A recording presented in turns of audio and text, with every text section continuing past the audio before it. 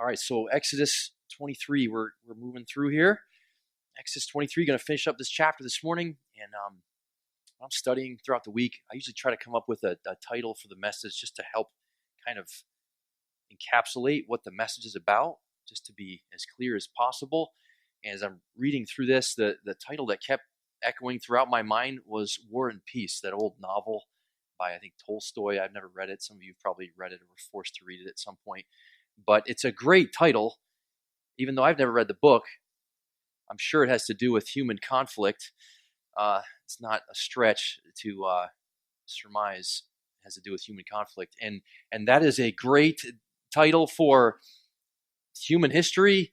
It's a great title for your life and my life, because the story of our lives, in one sense, is a story of conflict, right? It's like we want peace. I think we'd all say we want peace.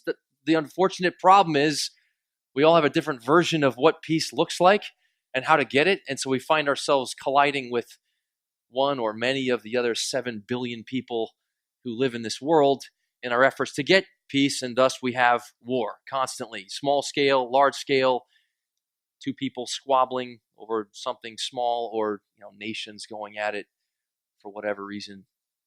And I know, regardless of how different you're all wired, that every one of you, to some extent, you have warfare going on in your life. And if not in the surroundings of your life or the circumstances of your life, I know for sure that you have it going on in your mind, at least.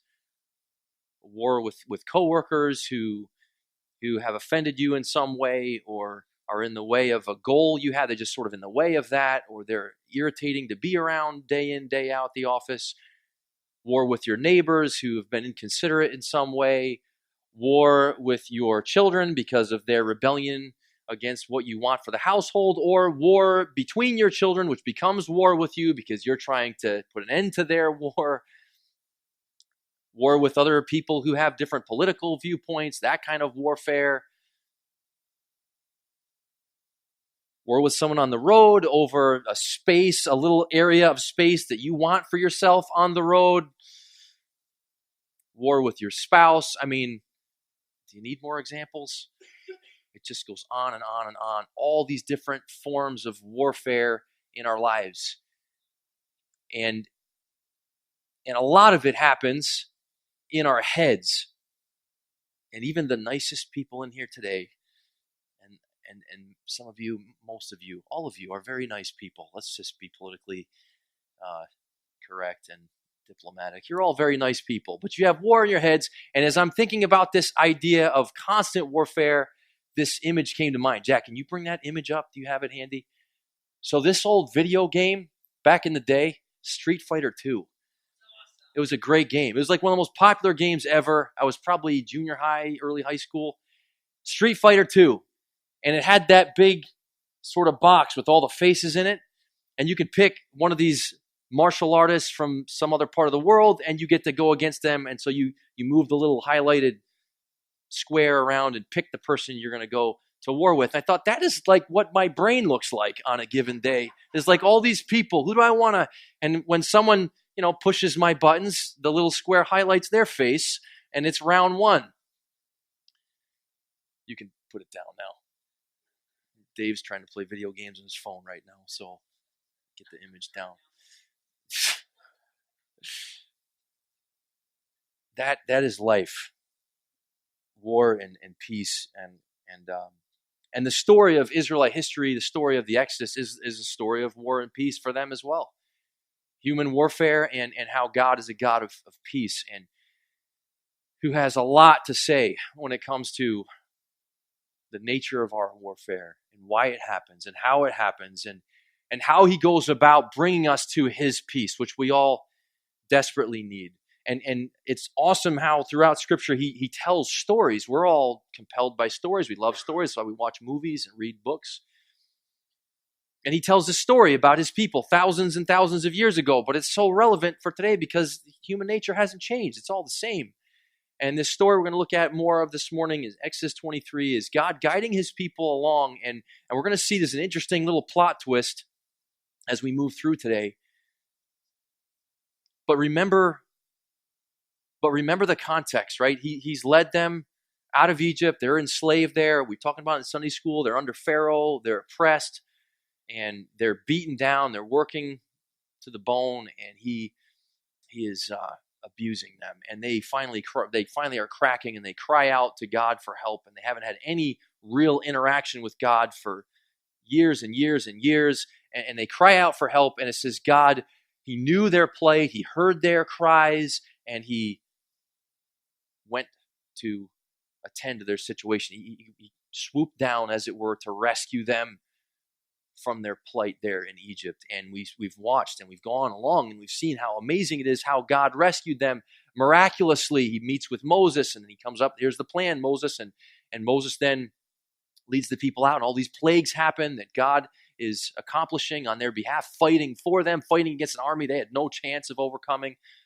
God overpowers them easily, and then they go to the Red Sea event, and God parts the Red Sea, and they pass through safely, and then God brings the waters down and destroys the entire Egyptian army just like that, and they end up on the other side, and now they're wandering along, and there are other problems there along the way. They don't have water, and then God miraculously provides water. They don't have food, so God brings bread out of nowhere. Basically, it's on their front lawn when they go out of their house in the morning. This miraculous bread, it's unbelievable.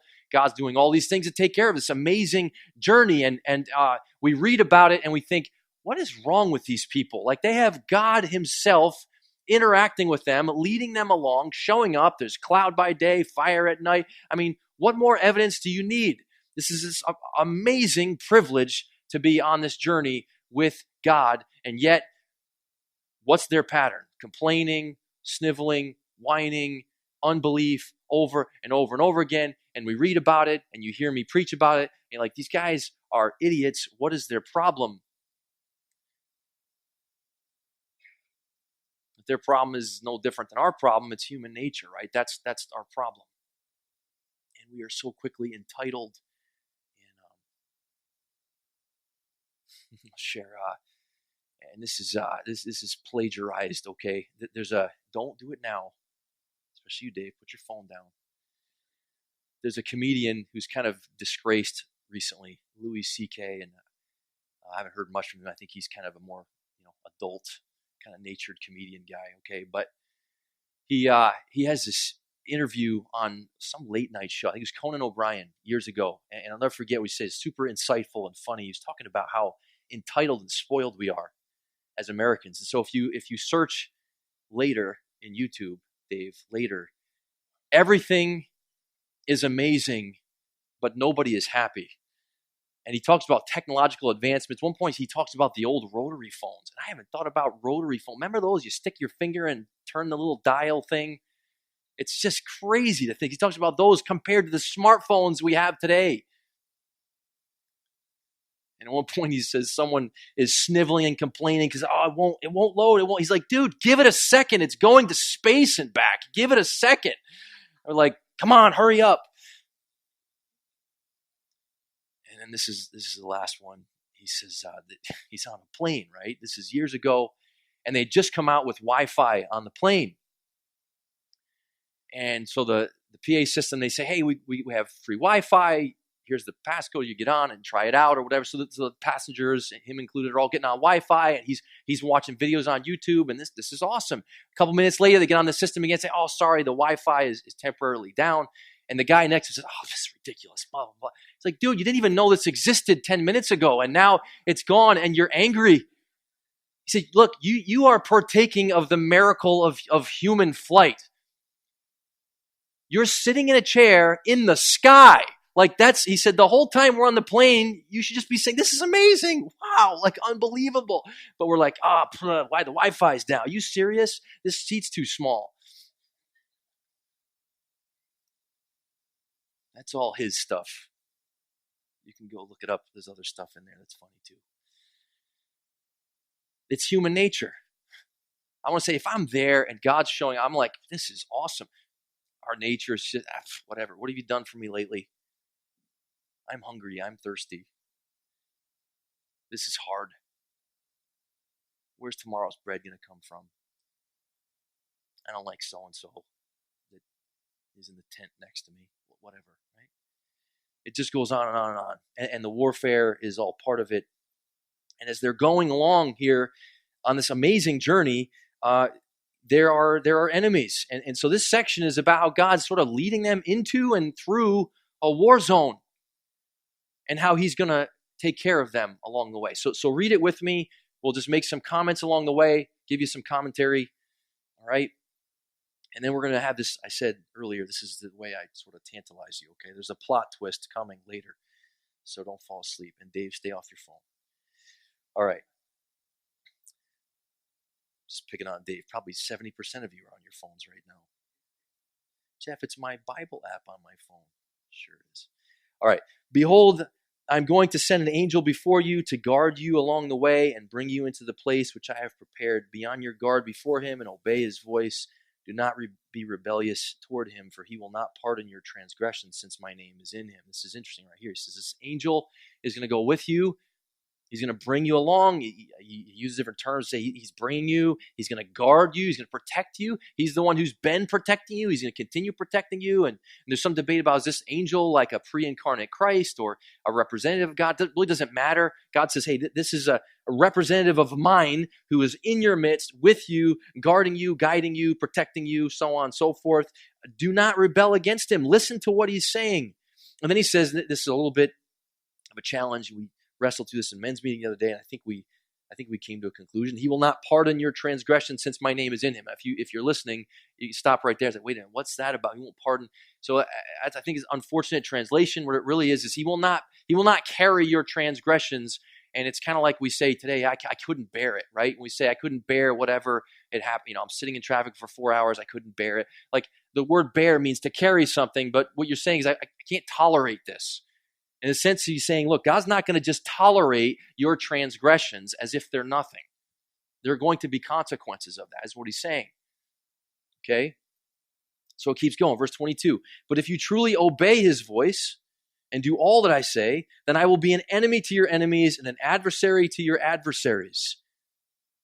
For my angel will go before you and bring you into the land of the, and here come all the ites, all right? The Amorites, the Hittites, the Perizzites, the Canaanites, the Hivites, the Jebusites, and I will completely destroy them. All these people, and I'm sure they were all stronger than the Israelites militarily. These were established people groups, and the Israelites are just, at this point, nomads, poor, don't have much in terms of weaponry or anything else. And he's saying, look, I'm going to take care of you. I'm going to protect you. I'm going to eliminate all your enemies. I'm going to wipe them all out. You just got to listen to what I'm saying. Just follow my lead here. Okay? And then he says in verse 24, you shall not worship their gods, nor serve them, nor do according to their deeds, but you shall utterly overthrow them and break their sacred pillars in pieces, but you shall serve the Lord your God. So he says, look, you're going to be enticed to follow after their gods. You're going to be drawn away, and don't do it. Don't go there. Don't value and esteem their gods. Their gods are nothing. They're just lies. So don't go that direction. Don't adopt their practices. Don't get sucked in, is what he's saying to them, for their own good, but instead serve the Lord your God. And he will bless you, your bread and your water, and remove sickness from your midst. Verse 26, there should be no one miscarrying or barren in your land. I will fulfill the number of your days. You're going to live a long life, and you're going to prosper, and the wives are going to be having children. They're going to be fruitful, and that's all a sign of God's favor and blessing. And he says, I will send my terror ahead of you and throw into confusion all the people among whom you come, and I will make all your enemies turn their backs to you. I will send hornets ahead of you so that they will drive out the Hivites, the Canaanites, and the Hittites before you. So he's going to, almost like the plagues in Egypt, he's like, I'm going to just do the same thing. I'm going to keep driving these enemies out. I'm going to give you the land. And the land will become yours. And even this is for those practical people in our midst, this will be an intriguing point. He says, I'm not even going to do it all at once, lest you be overwhelmed by all the responsibility. So all the administrators in here, you think, holy cow, all this land and all these animals, if God just drives the people out, how are we going to handle all that? He says, look, I'm going to do it little by little, so you'll just have manageable parts to have to deal with along the way. He says, I will fix your boundary from the Red Sea to the Sea of the Philistines, and from the wilderness to the river Euphrates, for I will deliver the inhabitants of the land into your hand, and you will drive them out before you. I'm going to establish your boundaries. I'm going to give you a place to call home. I'm going to give you a home. And I'm going to give you, it doesn't say here explicitly, but I'm going to give you peace. I'm going to get rid of your enemies. My angel will be an enemy to your enemies. I'll take care of you. I'll fight for you. And again, think of the track record. I mean, God has shown his faithfulness. He's proven himself. He's proven his ability. He's proven his commitment, his loyalty to them. Hasn't he? So he says, make no covenant with them or with their gods. I'm your Father. I'm your God. These people shall not live in your land. They will make you sin against me, for if you serve their gods, it will surely be a snare to you. This too can be a little problematic. Like, wait a minute, what do you mean they will make you sin? It's not like it's almost like that Garden of Eden blame shifting, right? I mean, he's just saying like there's the reality of influence, right? I mean, getting mixed up in the wrong crowd, so to speak. It's going to have an influence. It'll permeate and corrupt Israelite society if you adopt their ways and you worship their gods, and everything will be corrupted and poisoned, so they shall not live in your land. I'm going to drive them out, eliminate them, and establish you.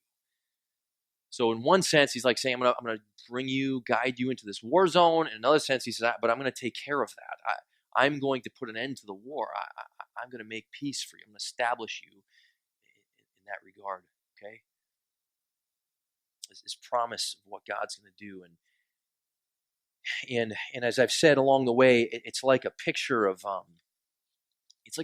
God, like them in the wilderness heading toward the promised land is kind of like a parallel to us here. Like the Exodus coming out of Egypt is kind of like salvation, coming to Christ in the first place, seeing our sin and seeing his redemption and our need for it, and our need for forgiveness, and our need for cleansing. That's like the initiation of the relationship. And then there's this ongoing journey as we wait to get home. And for them, it's as they wait to get to the promised land, the physical promised land there in the Middle East. And that's kind of how they understood things as they were going along. And today, we're just on this journey, waiting to get home.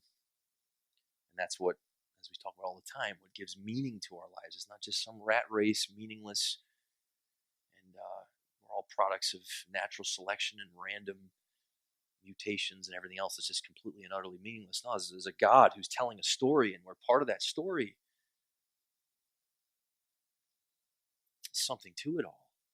And here's the arrangement. Let me just summarize it to remember and kind of have this sink in a little bit. Here's the arrangement he made with them. He says, "Here, if Israelites, if you will do this, it's conditional, right?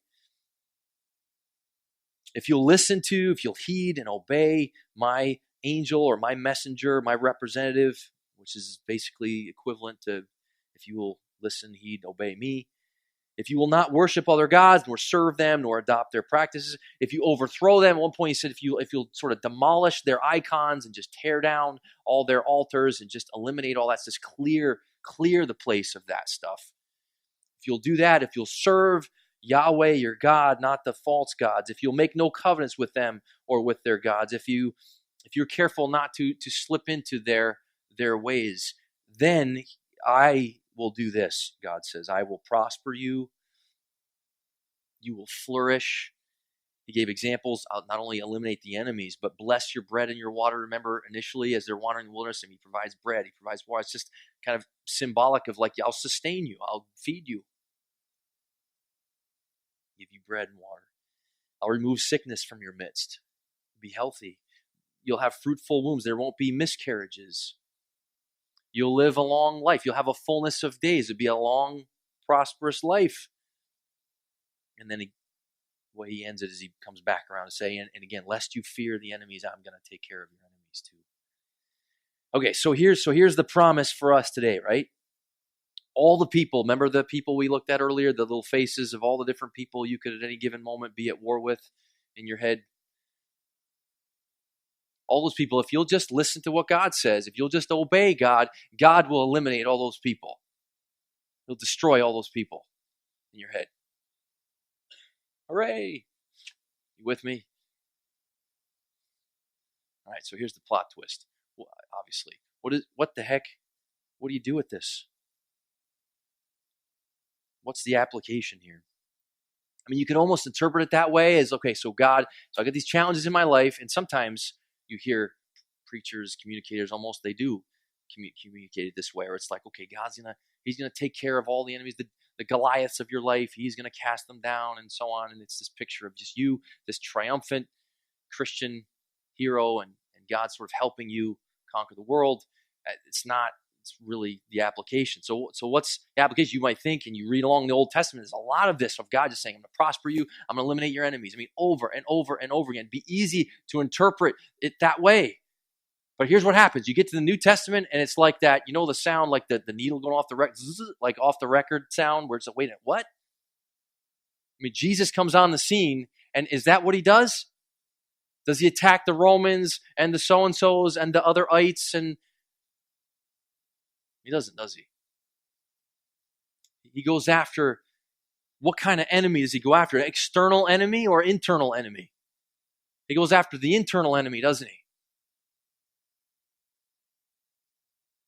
This goes way deeper. He goes to an enemy that's way scarier than the ites, if you can believe that. Naturally speaking, it doesn't make any sense. But if you can see what God is communicating through His Word, the greatest enemy we have is, I looked in the mirror, and the enemy I saw was myself, right? That whole, however that goes, I think I just butchered it, but you get the idea. Like, I'm my biggest problem. I'm the enemy, right? Remember we said earlier, like, we should be amazed. We should be grateful. I mean, all the things we get to experience, whether it's technology or just life, breathing, just having a body that can work to a degree. I mean, all these gifts that we have, and yet we're just not amazed by God. We're not blown away by Him. We're callous to Him. We're preoccupied with a zillion other things. We're at war with everybody around us. Why? I'll tell you why. Because we worship other gods. Well, I don't worship other gods. I don't worship Baal or any other. Oh yeah, well we do, because we value stuff. We value things. And the whole reason that we're at war with all those faces is because of what we value the most, whether it's our own respect or something we want from that person that we feel like they haven't given us, or how we feel like we're entitled in an area and they haven't fulfilled our wishes in that area. Whatever it is, there's something driving the warfare. And it's not really all that different than the idolatry that was ensnaring to the Israelites back then. And so if the journey back then was God taking care of the enemy on the outside, the New Testament makes it clear the journey is now God taking care of the enemy on the inside. And a big part of that is your incessant idolatry and replacement of God, and how we belittle Him, and we just, our lives are not filled with, most of the time, gratitude and fruits of love. And there's not, I mean, think of Jesus again. How did He live His life? What did victorious Christian living look like for Him? You know what it looked like for Him? It looked like dying for His enemies. It looked like getting pummeled by all those faces up there and just taking it and not reviling in return.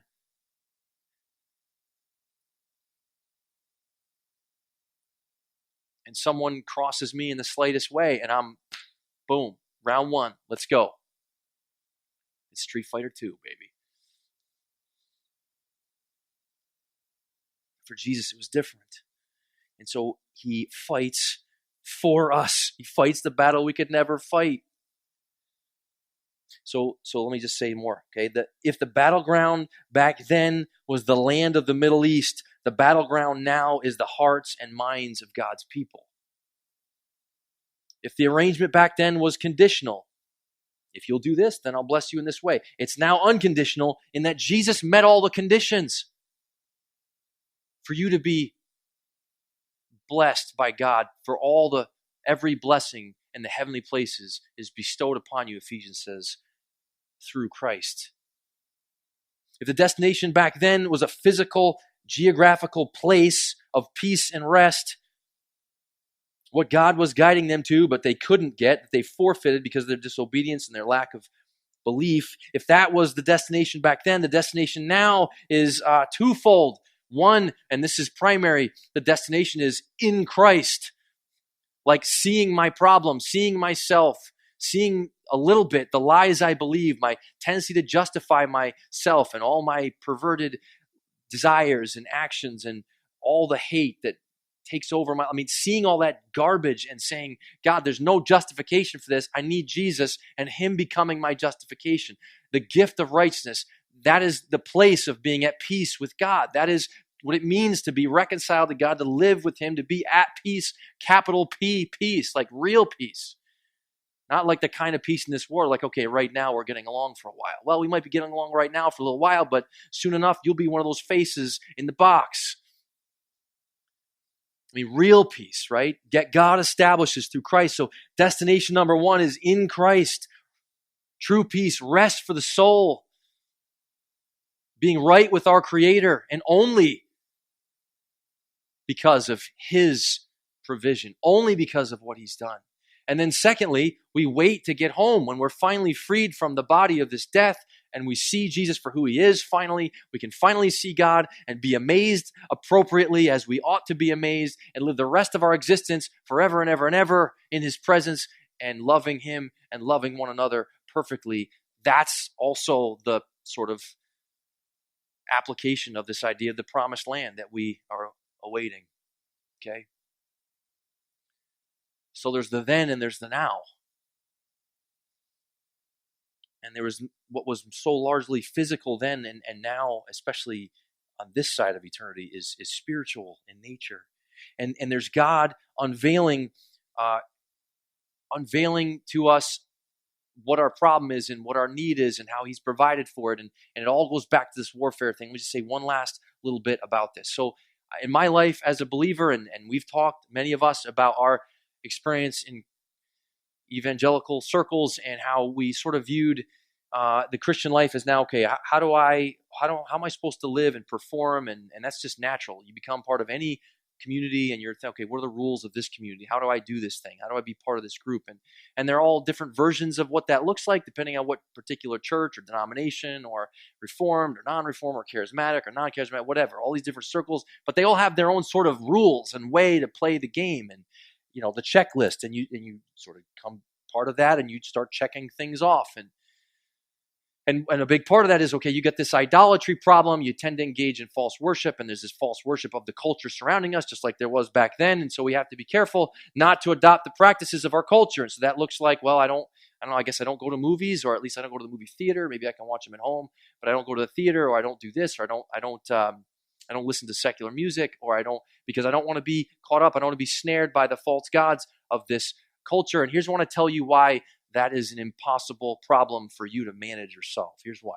One, your condition is to replace God at every turn. And naturally speaking, the only thing you or I can really do is not eliminate a false god, but just replace him with another false god. That's what we do.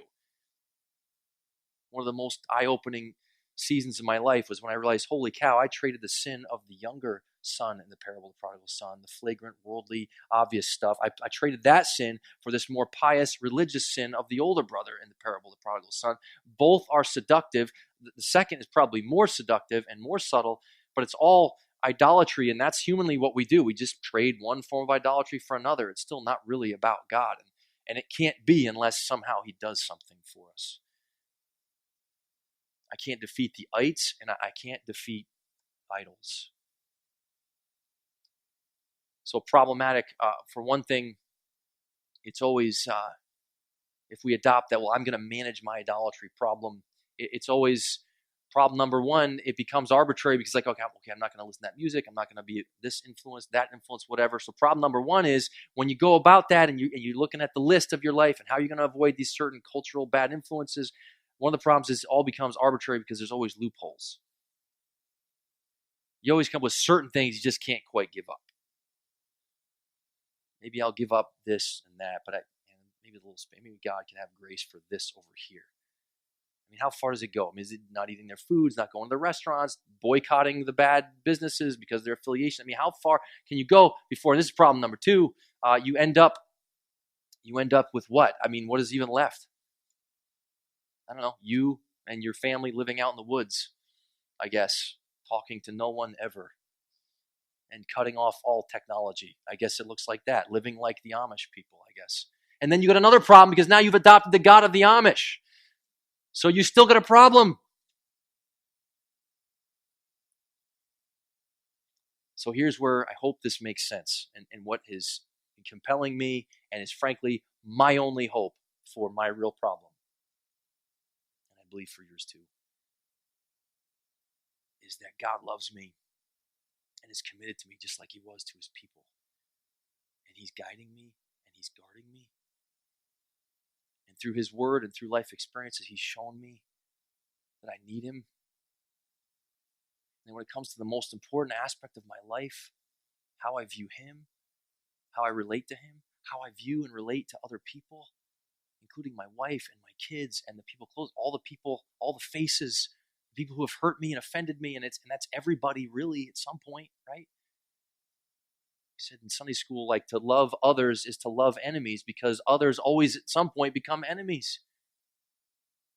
I won't say who, but we're talking about there's quite a few cute little kids in our church, and I was talking to one of the dads, and I said, even that little cute, adorable little girl, like at some point she's your enemy, right? Like, of course.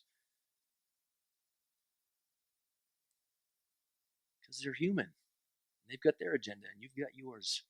So when it comes to like the most important thing, love, where does that come from? How does it happen?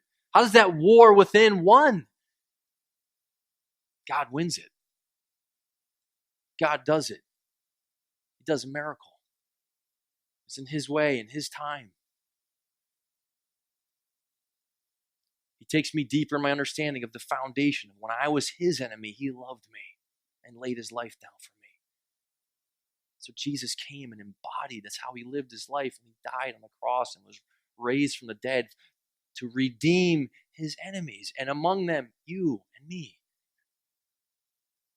And he says, love as I have loved you. And we find ourselves in these relationships with all the faces, all the people that are in our heads. And they're these reminders of how much we need him, how much we need God. Reminders of the miraculous nature of love. Reminders of if there's going to be peace, it's going to be a gift from him. If I'm going to be able to let go of the things I think I need from other people, to include sometimes, can you just be like polite? How hard is that? Can you just be nice a little bit with certain people? Because I feel like I'm nice.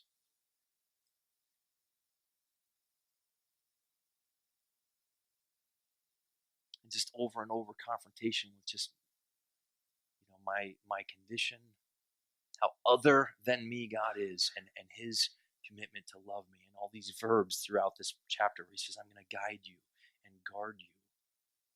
I'm going to bring you home. It's going to be a roller coaster ride. It's an adventure. Sometimes we have those moments of excitement and exhilaration and amazement. It's amazing. Like we should on the plane ride. Other times we're blind and we don't see what God's up to, and we're discontent. We have so much, but we could always have more, right? I get this great phone with all these crazy apps, but it takes too long to load sometimes. It could always be a little faster, couldn't it?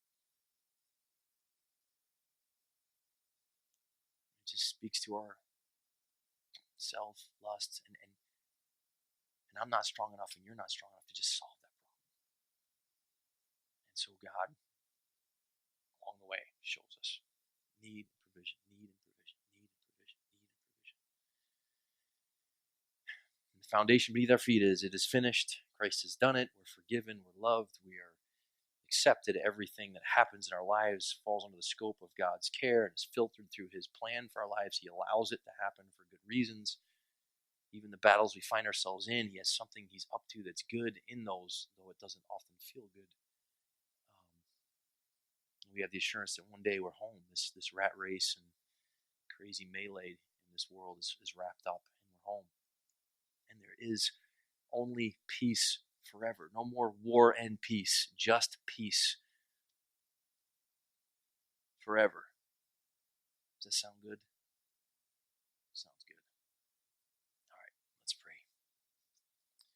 God, thank you for what you're committed to doing in our lives. And we get a little bit of how we're contributing to the problem, but probably not seeing it always super clearly or 100% clearly. but you are teaching us of yourself and using every aspect of life, the journey, the ups, the downs, the roller coaster ride, relationships, using it all. And our natural default is to view others as enemies and our circumstances as unfavorable. But your word tells us that we have your favor because of Christ. We belong to you. You're guiding us. You're guarding us. That we have what we need. That you are the true worthy object of worship, you alone. Because we're so addicted to other forms of it, you are committed to fighting for our hearts, to showing yourself over and over and over again, convincing us that everything we have is from you. That even the best gifts, the amazing families that many of us have, the marriages we have, the support we have from our wives or husbands, kids, other support structures we have, people we get along with in the community, things like that, just to see them as a gift from your hand. To know that if we experience peace without or peace within, it's because of your involvement in our lives, your common grace, your particular grace, special grace, saving grace. Thank you that we get to live in this atmosphere, to be known and loved by you, to know that we were at enmity with you. And yet you loved us and gave your Son for us. It's the most amazing thing. In Jesus' name I pray. Amen. Okay. Thank you, everybody.